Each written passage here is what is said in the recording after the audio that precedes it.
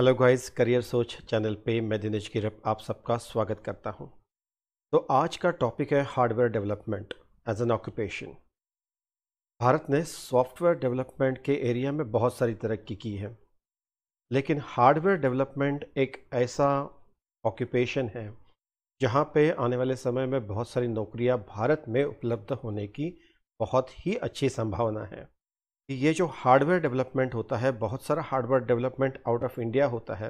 Mobile phone लीजिए, laptops लीजिए, इन सब का हार्डवेयर जो है मेनली वो हार्डवेयर बाहर के देशों में तैयार होता है और हम इंडिया में बहुत सारे सॉफ्टवेयर्स डेवलप करते हैं। लेकिन आने वाले समय में अगर हमको सेल्फ रिलायंट बनना है तो यकीनन हमको जो हार्डवेयर जो है ये भारत में बनाना होगा। गवर्नमेंट ने already make in India, skill India जैसे कि प्रोग्राम लॉन्च किए हैं। अब मेक इन इंडिया के तहत ये ज़रूर होगा कि भारत में ज़्यादा से ज़्यादा हार्डवेयर जो होता है वो हार्डवेयर बनने लगेगा। अब जब भारत में हार्डवेयर भी बनने लगेगा तो जाहिर सी बात है कि हार्डवेयर डेवलपमेंट में काम करने वाले प्रोफेशनल्स को ज़्यादा डिमांड होगी। तो आइए देखते हैं hardware development as a profession, hardware development as occupation. तो उसमें क्या क्या रिक्वायरमेंट्स होती है, उनका करियर मैप कैसा होता है, कौन कौन सी चीज़ें इसमें इन्वॉल्व होती है, कौन सी ब्रांच आपको 12वीं के बाद लेनी पड़ेगी, और कैसे ग्रेजुएशन करना पड़ेगा, किस चीज़ की और ज़्यादा फोकस करना पड़ेगा ताकि आप हार्डवेयर डेवलपमेंट जैसे उभरते हुए क्षेत्र में, भारत में उभरते हुए क्षेत्र में काम कर सकते हैं। अगर आपको हार्डवेयर डेवलपर बनना है तो सबसे पहली बात, इम्पॉर्टेंट बात यह है कि आपको ग्रेजुएशन करना पड़ेगा। जब ग्रेजुएशन के लिए एडमिशन लेते हैं तो मेरी सलाह रहेगी आप या तो इलेक्ट्रॉनिक्स या फिर कंप्यूटर, ये दोनों में से कोई भी ब्रांच आप चुन लें। और फिर जब आप पढ़ाई कर रहे होंगे तो बहुत सारे ऑप्शनल सब्जेक्ट्स आपको मिलेंगे, बहुत सारे सब्जेक्ट्स आपको पढ़ाई करने पड़ेंगे। तो उसमें VLSI, very large scale integrated circuits, embedded electronics या फिर हार्डवेयर एंड चिप डिज़ाइन, इससे रिलेटेड जो सब्जेक्ट्स होंगे वे सब्जेक्ट्स पे आप ज़्यादा से ज़्यादा ध्यान दें ताकि आगे जाके जब आप ग्रेजुएट हो जाएंगे तो हार्डवेयर डेवलपर के जॉब्स के लिए आप अप्लाई कर पाएंगे। तो first of all let us see what exactly is a hardware development and what does it involve. Integrated circuits और या फिर आईसी, इसके बारे में आपने तो सुना ही होगा। आप कंप्यूटर लीजिए या मोबाइल फ़ोन लीजिए, अगर आप उसको ओपन करके देख ले हैं तो उसके अंदर आपको एक मदरबोर्ड दिखाई देता है और उस मदरबोर्ड पे ढेर सारे छोटे छोटे आईसीज लगे हुए होते हैं। तो ये आईसी डिज़ाइन का काम करना, आईसी मतलब ये मिनिएचर सर्किट्स होते हैं। जैसे अपना प्रोसेसर होता है उसका को प्रोसेसर होगा या फिर ढेर सारे दूसरे फीचर्स तैयार करने वाले, दूसरे फीचर्स देने वाले अलग अलग आईसीज रहेंगे। तो ये सारे आईसीज का डिज़ाइन करना, उसका प्रोडक्शन करना, ये काम होता है मेनली हार्डवेयर डेवलपर का। जैसे कि सॉफ्टवेयर डेवलपर कोई कोड लिखता है, प्रोग्राम लिखता है, जो प्रोग्राम इस आईसीज के अंदर, जो प्रोसेसर्स के अंदर हम स्टोर कर लेते हैं और फिर ये हार्डवेयर और सॉफ्टवेयर दोनों कंबाइनली पूरे सिस्टम को एक फाइनल रूप दे देते हैं। चलिए आइए देखते हैं ये हार्डवेयर इंजीनियर्स के रोल्स क्या क्या होते हैं। जब आप हार्डवेयर इंजीनियर करके अपॉइंट हो जाते हो, हार्डवेयर डेवलपर करके अपॉइंट हो जाते हो, तो आपको कौन कौन से काम वहाँ पे करने पड़ते हैं।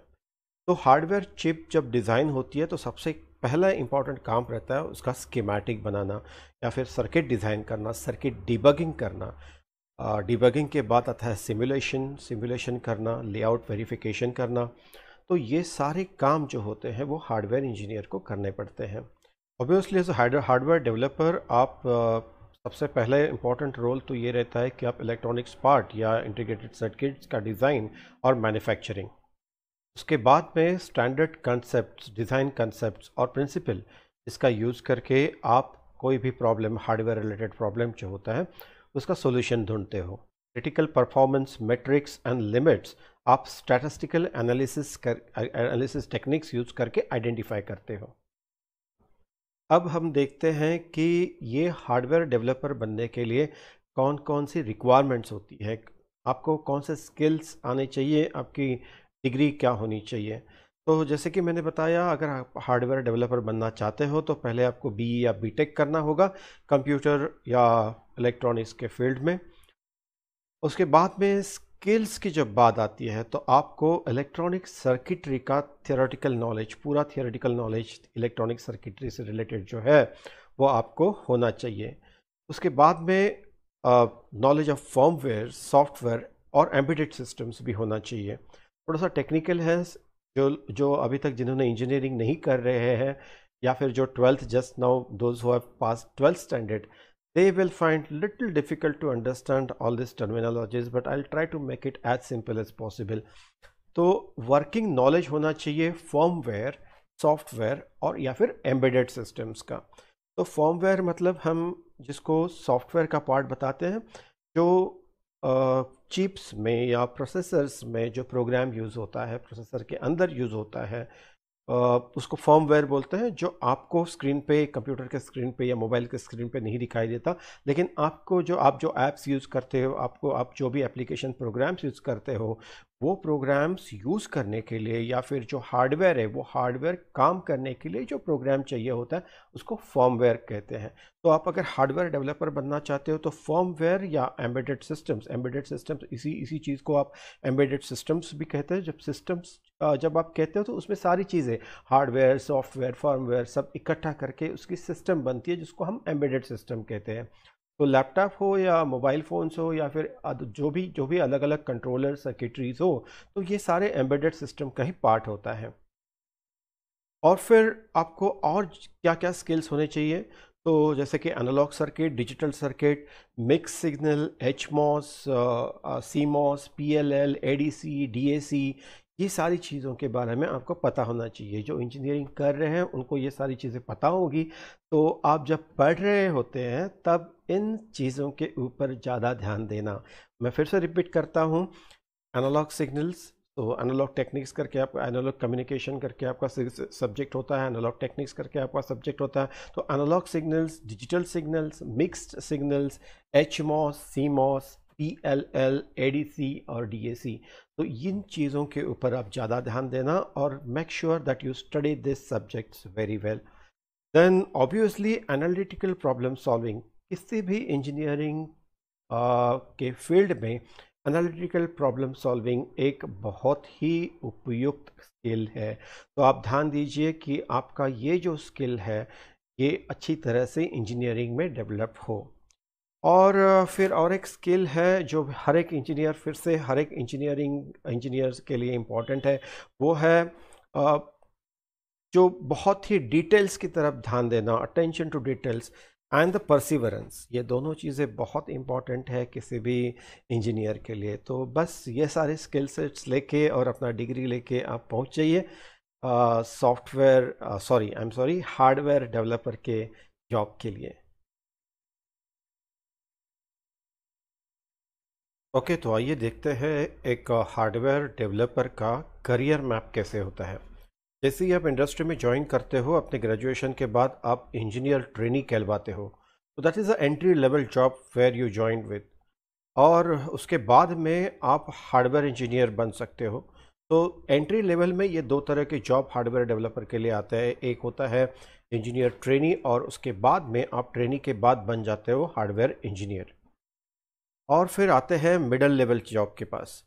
तो जैसे ही आप हार्डवेयर इंजीनियर करके कुछ एक्सपीरियंस पा लेते हो, आपके पास दो ऑप्शंस होते हैं, या तो आप सीनियर हार्डवेयर इंजीनियर कहलवाते हो या फिर senior layout engineer, mask engineer और IC बार डिज़ाइनर। ये आपको इस एरिया में काम करने का आपको मौका मिलता है। अब ये काम के हिसाब से अलग अलग डेजिग्नेशन आपको दी जाते हैं। तो आप हार्डवेयर इंजीनियर करके जब आप काम करते हो तो आपको पता चलता है कि किस फील्ड में और कौन से स्पेशलाइज्ड फील्ड में आपको काम करना है। फिर आप बन जाते हो टेक्निकल लीडर। टेक्निकल लीडर के बाद आप बन जाते हो प्रोजेक्ट मैनेजर या फिर senior technical lead, hardware architect. तो ये जो 3 लेयर्स है वो आते हैं मिडिल लेवल मैनेजमेंट में।